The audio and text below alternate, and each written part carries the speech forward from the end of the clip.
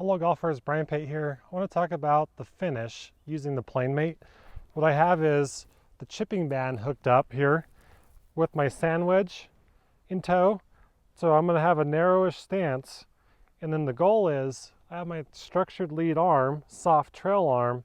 As I rotate through, these hands are going to finish lower. They're not going to be reaching, trying to hit the golf ball up in the air. So what we could do is always set up to finish. What's this look like? Now as I chip one out there,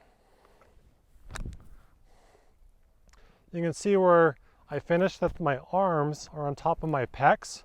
They haven't gone higher.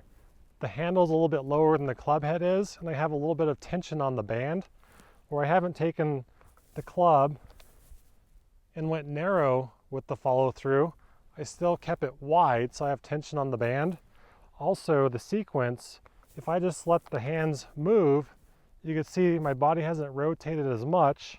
The band has gone underneath the handle, and that club head has released quite considerable compared to my normal finish with the basic pitch or chip motion, that I still have a little bit of a triangle at the finish here, as opposed to just letting the club head surpass. So if I take this off, and I'm going to swap it to the longer band,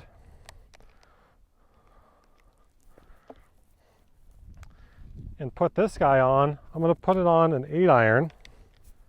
So I'm going to change clubs as well, just starting small.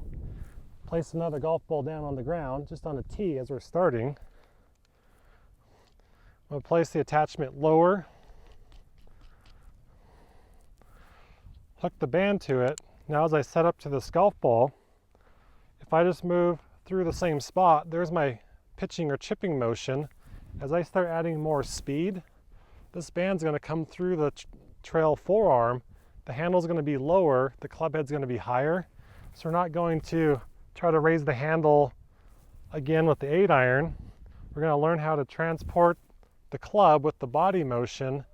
If I just use my hands, again, there's the band that goes underneath the grip into that finish, and you can see where the club head's way to my left and the grip's to my right. So as we're making these motions, we've talked about the backswings, releasing tension, starting to figure out there's the grip finishing lower, club higher, band through the forearm. So that's where we want to go to. Let's give it a shot and hold our finish.